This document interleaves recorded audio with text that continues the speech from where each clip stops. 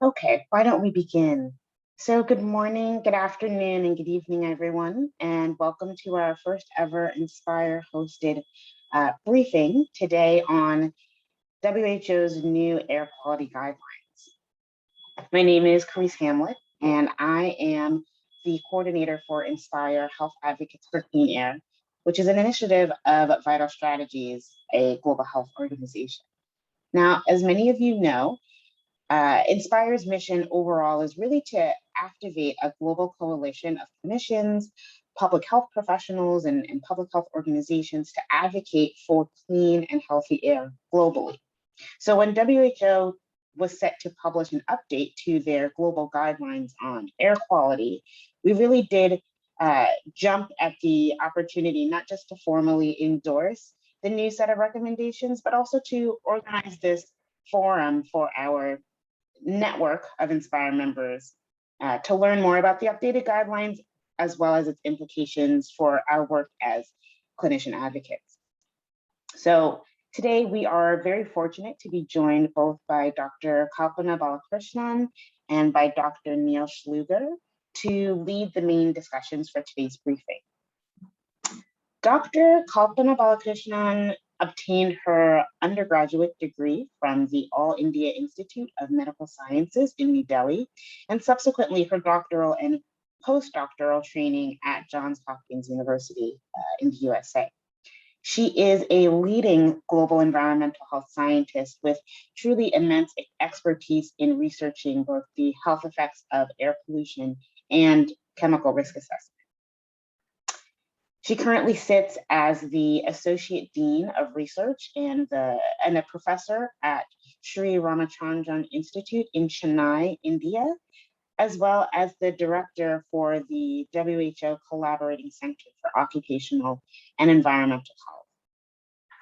Her primary scientific contributions have included developing new exposure assessment approaches to characterize the complex exposures experienced by both rural and urban populations in low and middle income countries, as well as conducting and designing a novel epidemiological investigations in India to catalyze policy level actions using both national and global pools of evidence.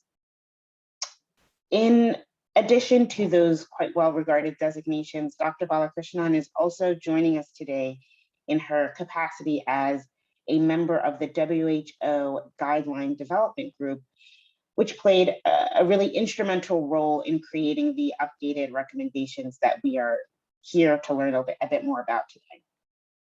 We are also joined by Dr. Neil Schluger, who many of you might know not only as an esteemed pulmonary physician, but also one of the originating members of Inspire.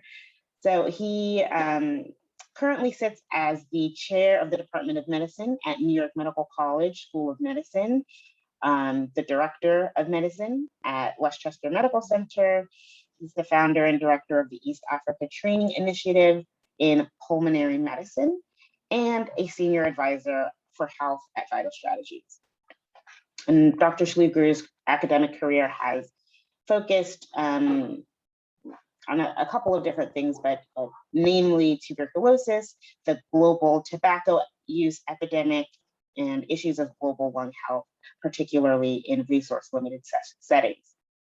So today we will begin the briefing with Dr. Balakirshnan providing a bit of an overview of the new guidelines, as well as implications for air quality management policy and implementation. And then Dr. Schluger will provide some additional comments on the implications of the global recommendations for the work of clinicians as clean air advocates. And then finally, we'll use the remaining time in our hour to take questions from the audience here. So please feel free to enter questions into the chat as our speakers move through their talks, and we will post them through during the Q&A portion. Okay, so without further ado, I will hand over to Dr. Kalpana Balakirshnan to share with us some more about the new WHO air quality guidelines. Thank you, so much. It is a great privilege and pleasure, Chris and Dr. Schluber, to join Inspire and Viral Strategies efforts to disseminate more information regarding the new WHO Equality Guidelines. And it is a rare opportunity that we as Guideline Development Group members get to interact with physician advocates. As many of you will agree, there are not too many physician bodies that have come forward out of their own volition to engage more with this process, and therefore Inspire's efforts is truly inspiring in that sense of getting together the real catalysts who can actually help in the implementation of the guidelines. So I feel very privileged for this opportunity to be able to talk to physician advocates from several countries all across the world. So if you just permit me a few seconds, I'm going to share my screen and then I will walk you through whatever perspectives I thought would be valuable to share with you and to get your feedback on. Just give me a moment.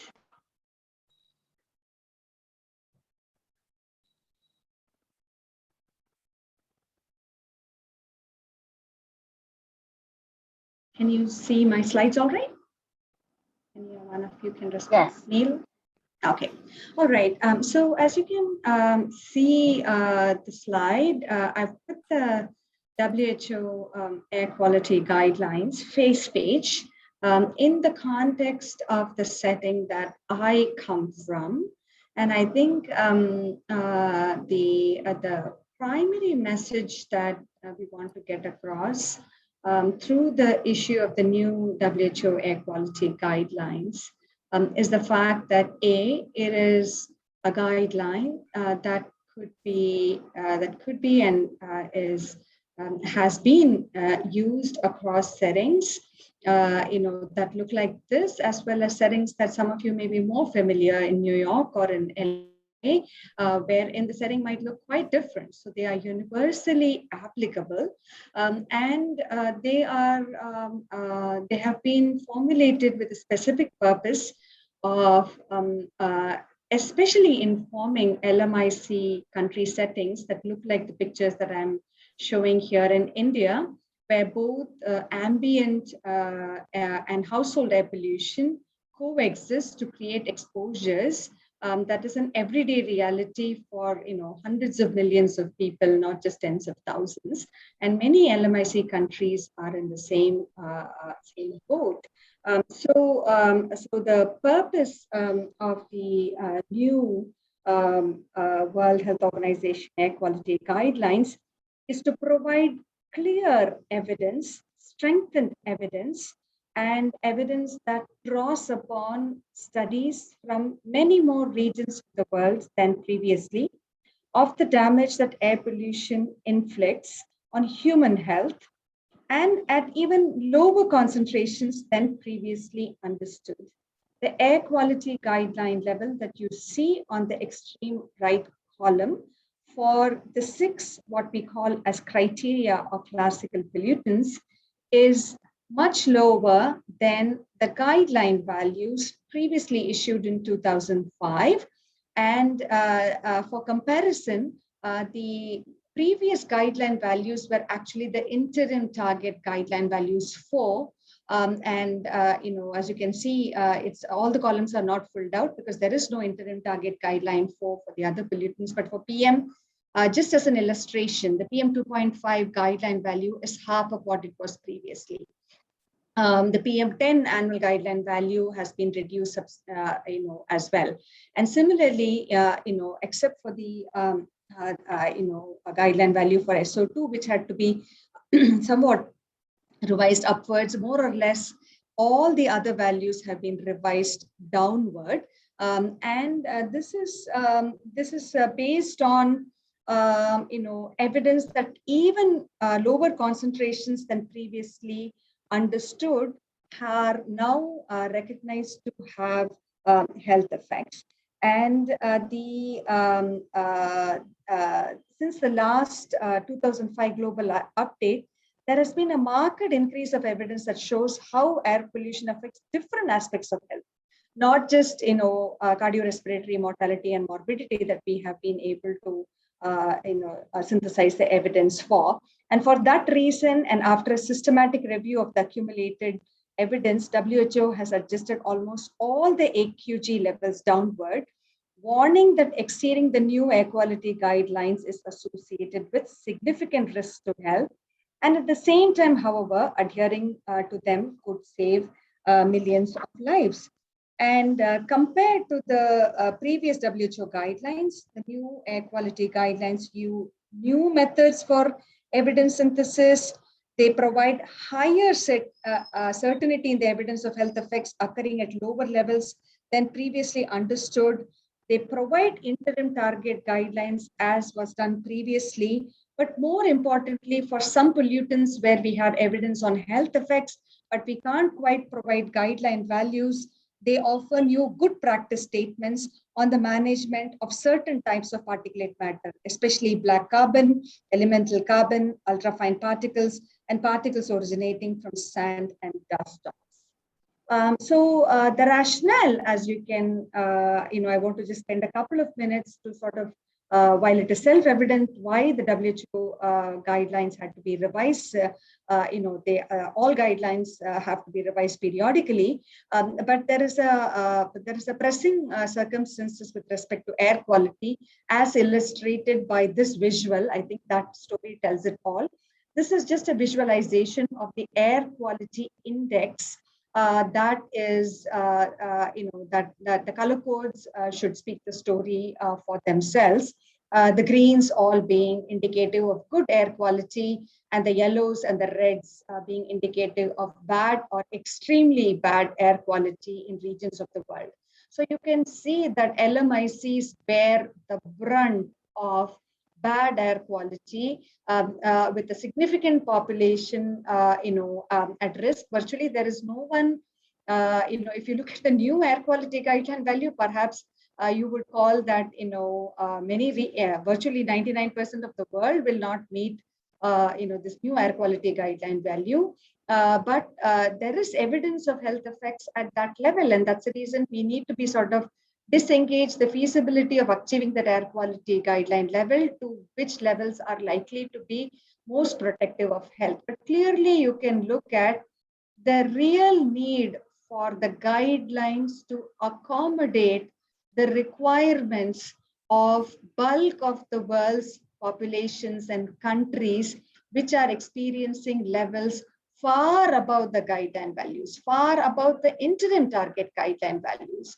And therefore, it was necessary to revisit the evidence since 2005 to see what else can add to this evidence base. What can we do to benchmark technologies against some of these guideline values? What can we do to understand the shape of concentration response functions to really allow to speak with confidence that if you got to this level, then you can really gain benefits. And this is not just the guideline value, but even interim target guideline values, getting to them will have a real benefit. And given this extraordinarily dire situation in the world where we have levels that are known to be deleterious to health, there was a real need to sort of look at this now, some 15 years after the guidelines were last updated, where new bodies of scientific evidence have been pouring in literally, and quite a few studies from the regions of the world where very high levels have been experienced. The previous guideline value was informed by a rather small, much smaller pool of studies, mostly from North America and from Europe. But now this current round of evidence synthesis includes studies from Asia and quite a bit from South America to sort of really, make this a global scientific evidence pool. And one also has to recognize that the exposures to air pollution are somewhat different in the developed versus the developing countries. And if you can look at the right panel, which talks about ambient air pollution situations, many of the developed countries are in a situation where they have experienced a decrease in ambient air pollution exposure over the last 5 years or perhaps over the last decade. And you can recognize, if 11 micrograms, shift downward from a baseline of about 20 or 30 micrograms, then they already have very good air quality. But if we can look at India's air pollution exposure increasing annually by about 6.5 micrograms from a baseline of about 90 micrograms per meter cube or baseline of about 60 or 70 micrograms per meter cube, you can recognize that this is a situation where developing countries really need to think about how to achieve a level that can be at least somewhat protective in the near term before they can actually get down to the air quality guideline value. And to add to those woes, we also have a situation in which although the exposures from household air pollution are decreasing, watch the number in India and China, where bulk of these household air pollution exposures were experienced. And this is not just inside the indoor environment, but also in the ambient outdoors in the rural areas. These exposures are decreasing, but there are some countries in which this exposure is actually increasing. So the dual challenge of household and ambient air pollution is a major challenge for LMICs. And the beauty of the WHO air quality guidelines is that it is not a guideline that is only applicable in urban cities. It is a guideline that is universally applicable across all settings, rural and urban, and wherever the ambient environment has a major influence on the indoor environment, we don't have separate indoor air quality guidelines. The goal is to make sure that the indoor air quality mirrors the air quality guideline values wherever wherever such exposures would occur. And the other part of the rationale for the revision of the air quality guidelines is again captured. These are summarizations from the State of the Global Air produced by the Health Effects Institute in the US, but they draw upon the same pool of evidence that the Burden of Disease Project does, and the same evidence pool that went also into the WHO's systematic reviews. The same studies that inform the burden of disease calculation are mirrored in both evidence pools. And therefore, I took this visualization to illustrate the fact that not only are the exposures increasing, but the health impacts that are known to be associated with air pollution not only encompass the NCD family, but also encompass the neonatal disease burden family. So the range of health conditions that are impacted by air pollution is continuously increasing, and therefore, they account for a major part of this total burden, which means that if without addressing air pollution as the primary risk factor for these disease conditions, it would be impossible to make a dent in the total burden attributable to these conditions. And as physician advocates who are predominantly present here in the audience today, you will recognize it is not very often that we talk about, even for classical conditions like COPD, that household air pollution is a well-known risk factor accounting for air pollution is accounting for more than 40%. We talk about smoking, we talk about other kinds of risk factors, but we don't quite talk about air pollution as a primary risk factor for COPD. And you can imagine new diseases like diabetes, neonatal conditions, and other kinds of disease conditions. It's not in our parlance to sort of really talk about them as well-known risk factors. And therefore, in many ways, air pollution poses the same challenge that many of us in the public health community are very well aware. Air pollution is now considered the new tobacco, to quote the WHO's Director General's own words. Every single disease that we knew was to be associated with tobacco use is now known to be recognized with to be associated with air pollution. So the same challenges of tobacco control that we face air pollution, addressing this for the air pollution community is not going to be any easier, so to say. I just wanted to reflect over the next 5 minutes to sort of really look at, how are we addressing the implications for local implementation. And I just thought it would be best to look at the case study of India, which is where most of my experience has been. Here are WHO air quality guidelines that prescribe some very, very low values that seemingly, look impossible to achieve. So what could we do in terms of really taking these guidelines in our own countries, whether we are physician advocates or whether we are academic advocates or whether we are policy makers? You will all agree that for the true impact on the ground, there really needs to be a healthy dialogue between those who create the information, whether it is WHO, whether it are national standard bodies. In this case, if WHO's scientific evidence body has created this information has to be exchanged with those who distribute it. In this particular case, you as physician advocates and of course the decision makers. And therefore in India, for example, we are asking the question, of course, where do we start? Where could we start for the most efficient near-term returns? And is there an existing scaffold that we could piggyback on? We can't start, talking to every possible physician, every possible physician community, or for that matter, every possible decision-making community to immediately go from the current standards to the WHO guideline values. We have to sort of really look at what would resonate most with the decision makers. And here are some thoughts that we are considering in India to sort of take this discourse forward. In India, for example, we have a national clean air program that is brand new. It is less than 2 or 3 years old. The national standards have been in vogue for more than 40 years. What is new about the national clean air program is that it has already identified some key sectoral interventions.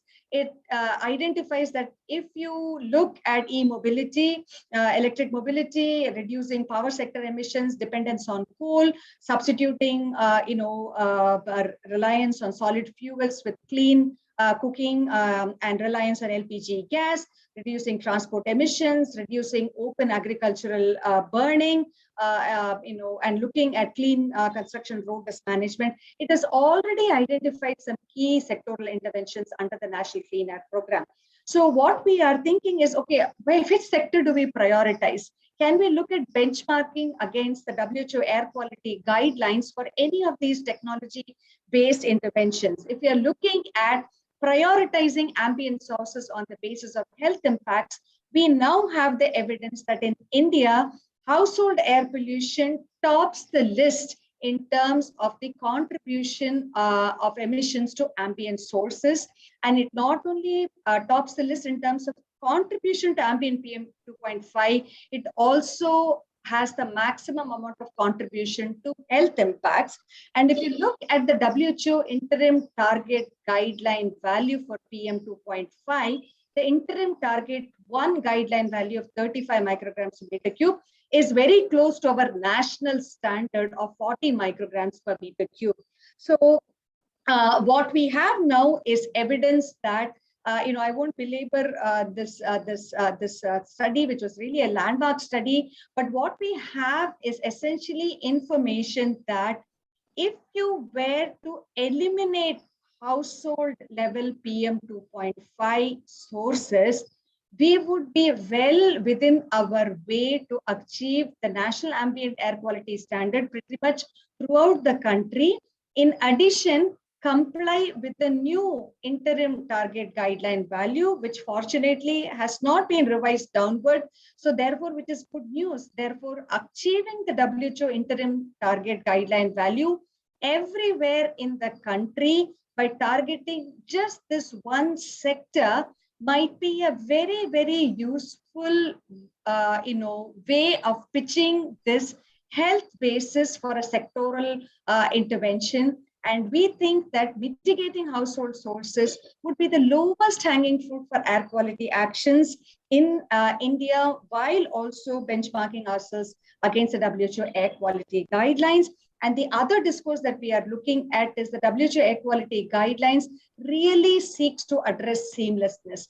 Air pollution does not recognize political or administrative boundaries. As you can see right within here in India, we are probably not just a subcontinent, but several subcontinents within India in terms of air sheds. So, it won't be possible for us to comply with the air quality guideline value anywhere if only individual states were to be having a plan on sector specific actions. So it has to be an all India plan, without which we will not be able to, go anywhere near the WHO air quality guideline. So we think that the way forward really, and although, I do not have experience in all the countries that you as physicians may be representing, just wanted to share a paradigm that we want to be looking at healthy air for everyone, everywhere. And the WHO air quality guidelines should not be interpreted as being limited to the most polluted urban cities, which is where most of the discourse has sat. It has to be something that addresses rural and urban areas, that addresses diverse sources, household emissions, industry-related emissions, power and transport, but at the same time, really look at both local sources and trans-boundary issues. There are many LMICs who are very closely juxtaposed to each other, and therefore it would not be possible, for example, to achieve healthy air for everyone everywhere. And that is what the WHO air quality guidelines provides as a framing. And that's a few perspectives that I wanted to share with all of you today. And I'll be happy to share, additional responses to any specifics of the air quality guidelines in the discussion time. So thank you again very much. Thank you so much, Dr. Balakirshnan, for providing that, not only just an overview of the guidelines, but for speaking more extensively about your personal experiences, as well as the recommendations and potential policy interventions as we move forward.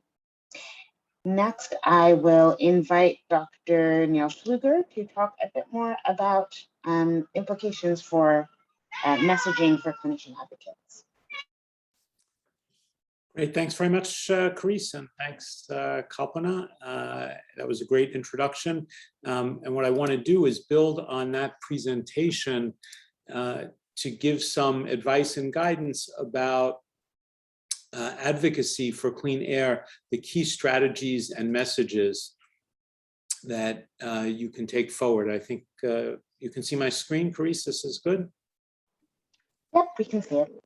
Okay, so I just want to focus on a couple of things just for about 15 minutes or so to draw on some of the key points for advocacy in this area that are reflected by these new standards. This is a slide that actually refers to the previous WHO air quality guidelines, but the point will be in some ways even more dramatic.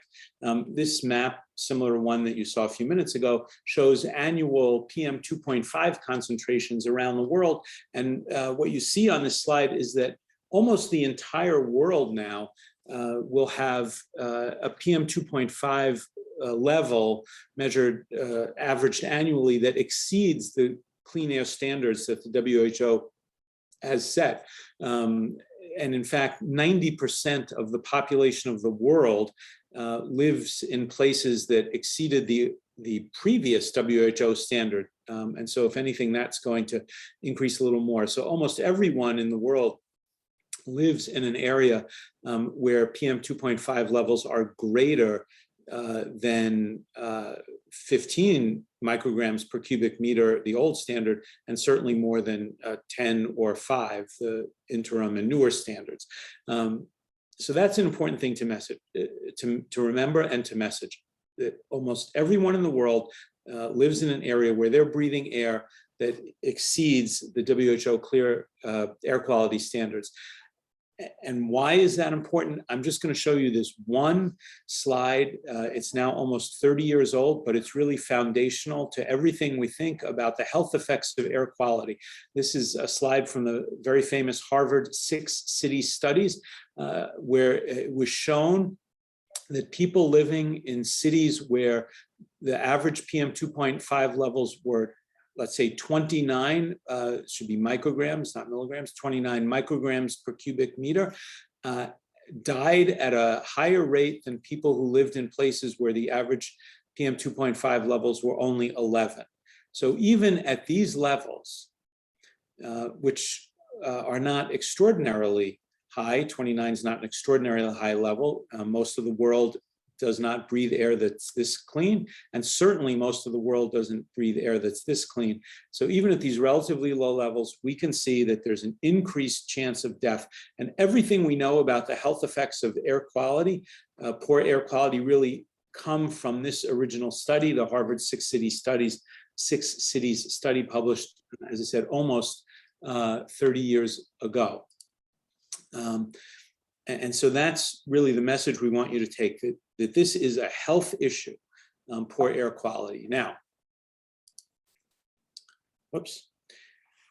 As Dr. Balakirshnan pointed out, the health effects of this are not equally distributed around the world. The regional estimates for mortality related to poor air quality are shown here. In Southeast Asia, more than 2 million deaths a year. In the Western Pacific region, more than 2 million deaths. In Africa, at least 1 million. The Eastern Mediterranean and Europe, 500,000, and more than 300,000 people a year dying from poor air quality in the Americas. Now, this is a global problem with local solutions.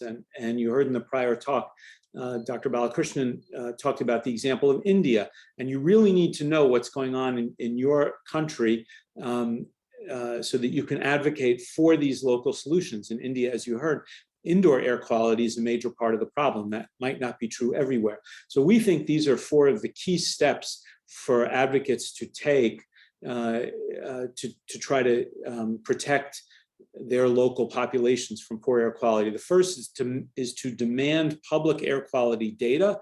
The second is to demand control of leading sources of poor air quality. The third is communicate risk to patients and public, and then communicate risk to other health professionals. And I'll just take you through this quickly. Air quality data should be available, not just to government officials and to experts, but to the general public and to advocates. So as health professionals, we think you have an important role to play in pressuring governments first to invest in air quality monitoring and to make sure that that data is communicated in an open way so that people really have access to this information. You can then use this information to estimate the harms and benefits of the air that's available in the places where you live, to demand monitoring, enforcement of air quality management policies, and to pressure decision makers to act. Demand control of the leading sources of air pollution.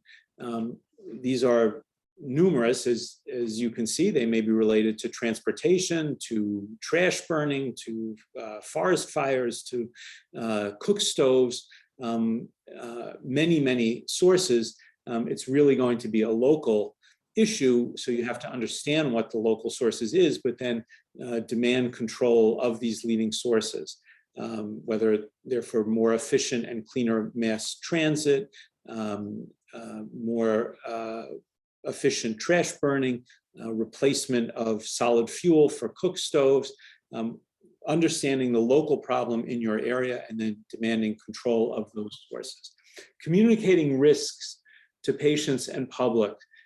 This is a really important part of the message here. And one of the things that we want to get across is that protecting the public is best achieved by harm reduction and public health strategies more than it is by individual measures that individual persons or people with pre-existing disease can take. It's much better to do population-based approaches than individual approaches. So again, the harm reduction strategies for vulnerable populations, people should understand what the air quality is in their environment.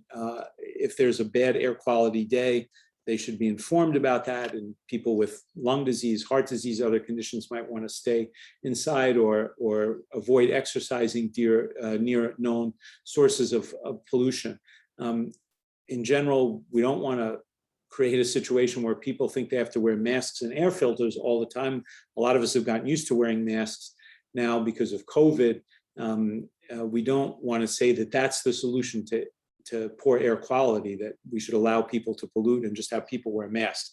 But it is important to communicate risk to patients and public so that people understand, and that the general public can then also create pressure on governments to do something about this. And then, of course, it's very important for advocates to communicate risk to other health professionals. Those of you who are on this briefing today can take this information back to the organizations with which you work, other groups in your countries, and try to galvanize them to amplify awareness of air pollution as a health issue, to coordinate activities with other health organizations and health professionals for advocacy using professional membership organizations, medical student organizations, regional conferences. There's really no reason to think that almost every conference of physicians, whatever the field, lung disease, heart disease, pediatrics, OBGYN, all of these areas should include information about air quality, because it affects everyone in society in a variety of ways. As I mentioned a minute ago, clinical solutions may be limited, so public health solutions are really required. And those things include clean air policies and regulations, controlling emissions, reporting about air quality and population exposure, and the effect on human health. So these are the messages we really want you to take forward. You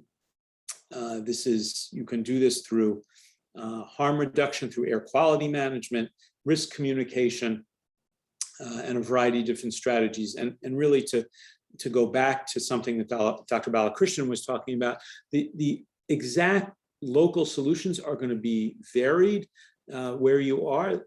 You may be in a place where the residential domain is the most important, cook stoves in the home.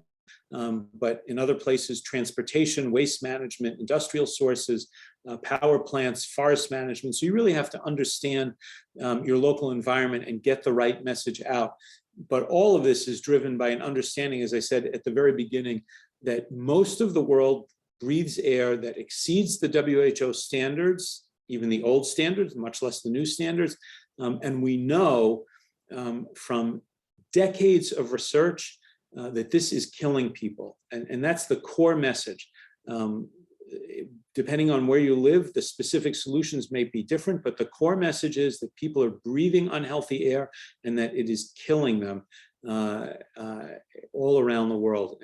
And that's really the advocacy message that we want you to take forward. So I'll stop there and hope that you make clean air a priority and continue to take this message forward.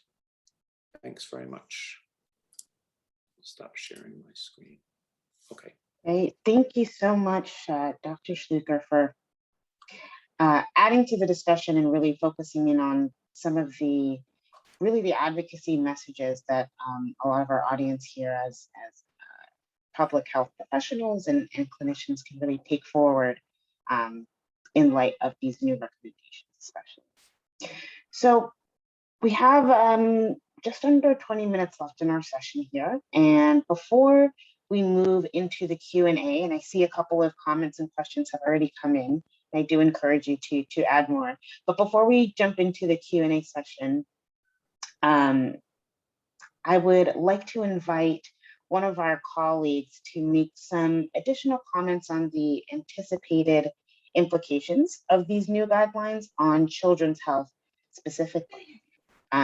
Dr. Rafila Masekela is a pediatric pulmonologist and the head of the Department of Pediatrics and Child Health at the University of KwaZulu-Natal in Durban, South Africa.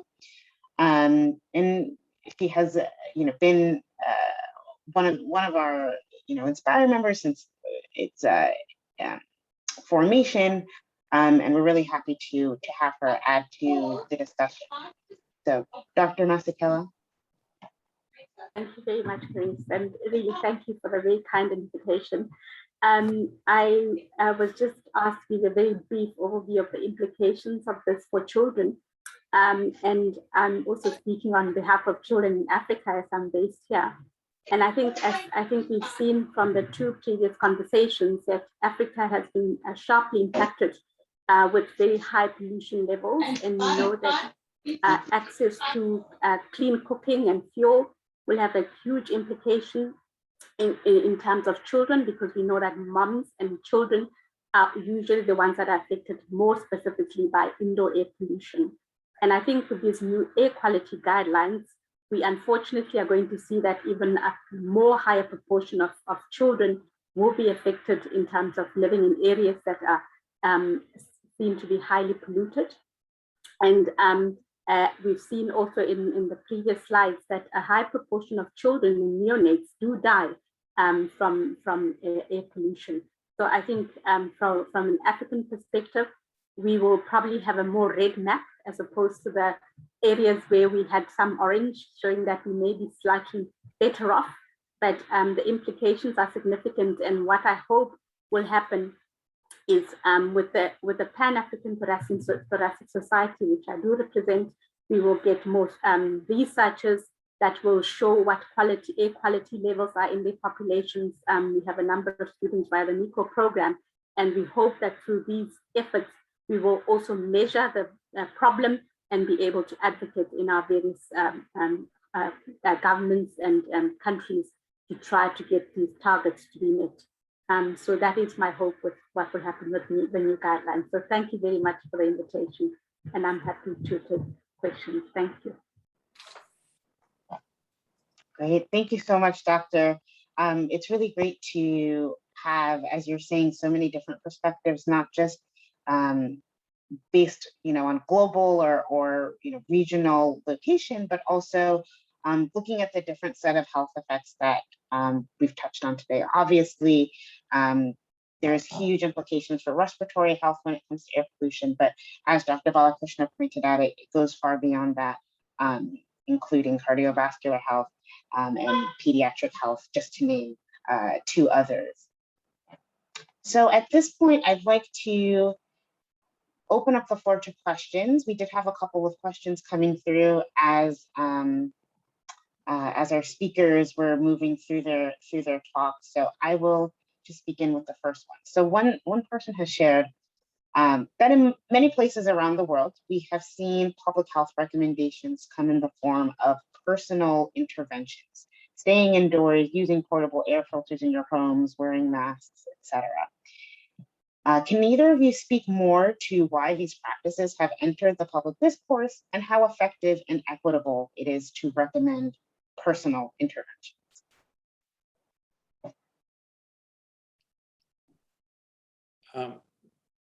Can't hear you, Chris.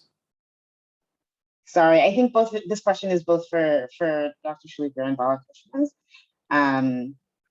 So I'll open the floor to you. And I see Dr. Rafila has also raised her hand, but perhaps Neil, you can begin. Right, so I think it's a very good question, and I have to say I'm not a big fan of personal interventions in this area. Telling people that they need to stay inside and wear a mask because we can't get our act together and clean up the air seems both futile and almost cruel in some way. And that's why I think the real emphasis needs to be on advocacy for improving air quality for everyone. So I agree. I think here the public health approach is really the right approach to demand better air quality. I know there's a comment in the chat as well about whether or not these new targets are achievable. I think they are achievable. They have been achieved in some countries. Now I realize those are generally wealthier countries, but I think they are achievable, and they're important targets because they protect people's health. So I agree. I don't, in general, favor telling people that the solution to this is to put an N95 on for the rest of your life or stay inside. There's no question that on certain days, if people have bad lung disease, for example, they may be better off staying inside on a particular day, but that's not really a long-term solution. Thanks. Dr. Masekela, do you have something to add here? Yes, I think I echo Neil's sentiments. And the European Lung Foundation recently had commissioned a Cochrane review looking specifically for individuals that have chronic lung disease for recommendation about whether various interventions, one of them mask wearing, sort of individual interventions, giving people alerts to stay at home, to use masks on polluted days. And the really unfortunate finding of that Cochrane review, which I just reviewed recently, was that it made no difference, unfortunately. That, mask wearing people don't really adhere to these alerts and, as well as they should be. So unfortunately, we have to actually advocate for clean air for everyone and not for personal interventions, because they're found to not be very useful. Thank you for that addition.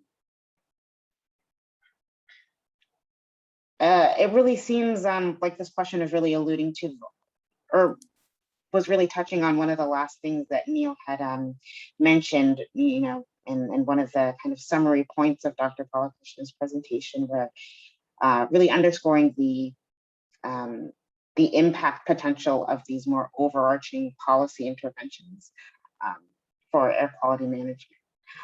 I want to move to the next question, and I'll ask Dr. Kalpana to take this one first. Neil already kind of alluded to it, but the question is, do you think that any country can achieve the new guidelines?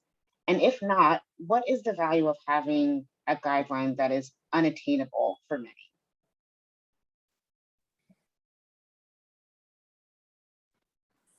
Yeah, I think, it's very important to understand that the guidelines are not standards, right? The guideline serves more than what the standard can.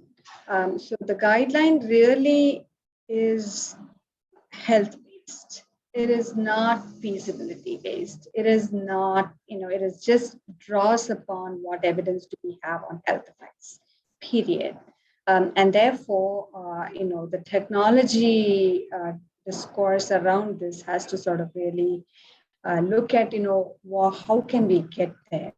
The how can we get there should not be mixed up with where you need to be, so to say, in order to be protective of health. And therefore, the guideline values, many in 2005 for the first time, to accommodate this special need for countries to be able to at least benchmark themselves against various points of progress is why the interim target guidelines were introduced. Prior to 2005, I'm sure actually will recall, it was just a concentration response function that was available as the WHO guidelines. People could sort of really look at wherever they wanted to be on the curve, and individual governments could set standards. Whereas, in response to the LMIC policymaker needs on sort of looking at, is there benefit to being at 35 from say 65 as a baseline of annual average PM 2.5, and the epidemiological evidence fortunately provides us that ammunition, saying that if you were at 65, there is still benefit. It's not, benefit is not as great as you get down at 5 or maybe 10 micrograms.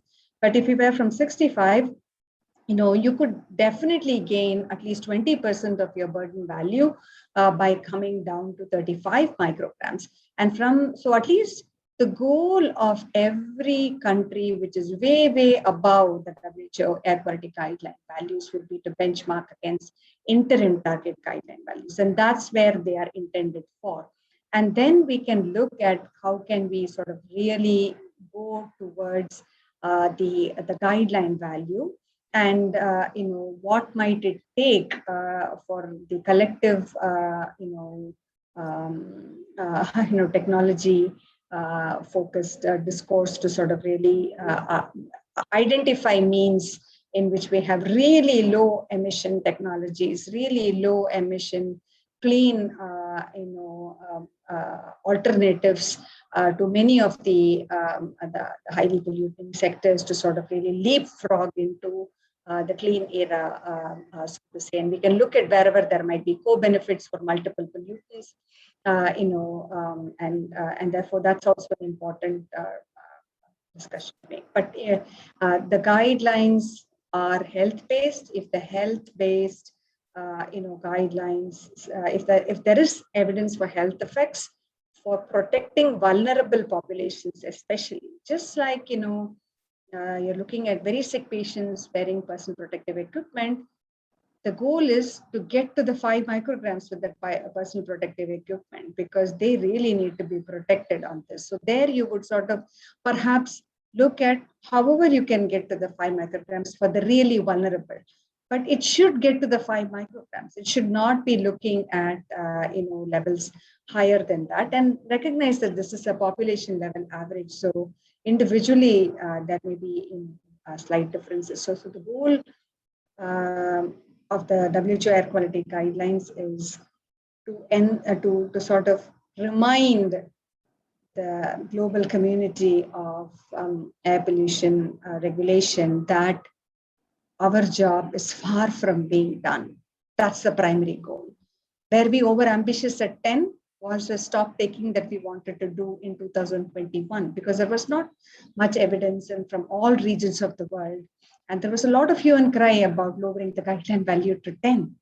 And lo and behold, what we found is we are finding the need to lower it, not go back and revise it upwards. And every single time the US EPA or the European Foundation has found the need to review the evidence, they have only found evidence to lower the value. Despite the AP studies getting better at adjusting for confounding, better at, so it's not as though the biases that were thought that were present in this evidence space are bearing out in a way to revise these standards upwards. Except, I think there is a chat question on the sulfur dioxide value revision. And there, in fact, it was really inadequate evidence back then. And we deliberately decided that the 24-hour guideline value indeed can be revised upwards, because it does have the ability to accommodate a few days of exceedances without still affecting the annual guideline value. And back in 2005, it was a very small pool of studies, and we have twice as many studies to inform the shape of the concentration response function for SO2, and that's the reason it was revised upwards. That was so. This is again, proof that if the evidence were to show that it would be okay to revise not just the guideline value, do we have evidence to revise the interim target guideline values? We didn't find any. We didn't find that the Chinese studies telling us that it is okay to be at 50, or you would get benefits at 50. We're still saying it would be important for you to be at 35 micrograms, because that's what the shape of the exposure response curve is telling us. Okay, thank you so much for that answer and for really underscoring the motivations that are rooted in health outcomes that really stand behind these guidelines, but also for underscoring the value of having these kind of aspirational benchmarks that do actually precipitate in real world changes as far as national and regional policy.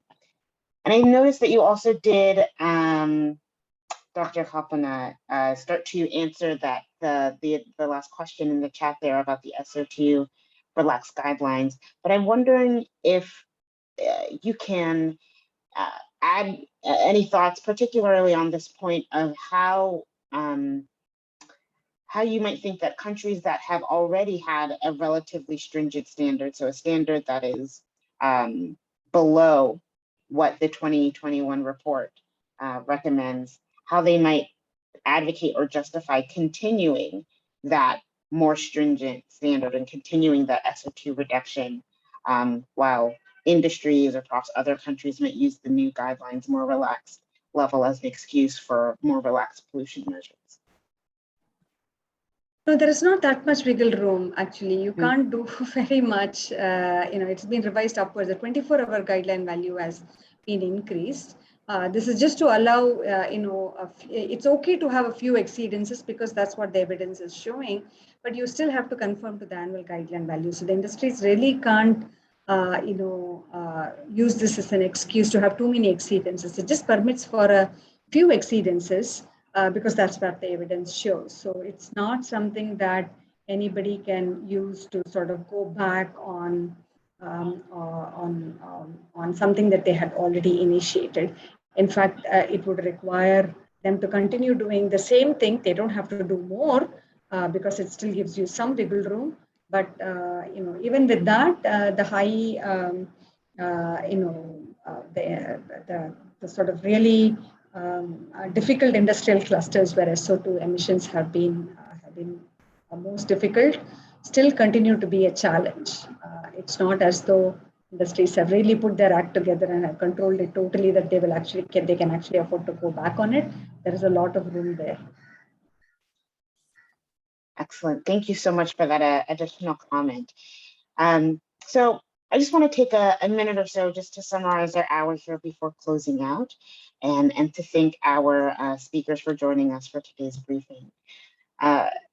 As you know, Inspire's mission really is to activate this community of clinicians to advocate and to engage with policymakers about clean air action. And as we've discussed from several different angles today, we know that clinical solutions to protect human health from the risks imposed by exposure to air pollution are really quite limited. And the strategies that are most significant, most scalable, and most sustainable for health are really rooted in these public health principles of policy, prevention, and also strategic communication. And I think that these new WHO global guidelines really do create a great foundation to start to engage with some of those policies and prevention strategies. So I'd like to just one final time thank Drs. Balakirshnan, Schluger, and Masekela for joining us for today's briefing, for engaging with members of our network, and for offering their expertise and insight on the topic. This briefing has been recorded and will be made available to all of you here on the call, as well as those in our network. So we do encourage you to share those within your network and to those who might be interested in hearing some updates about these new air quality guidelines and its implications for policy and advocacy as well. So thank you again, doctors, for your contribution, and thank you to members of our audience for listening in and for engaging with our guests today. And we will talk to you all soon. Thank you. Thank you. Bye, everyone. Thank you. Bye. Bye. Thank you. Thank you. Bye.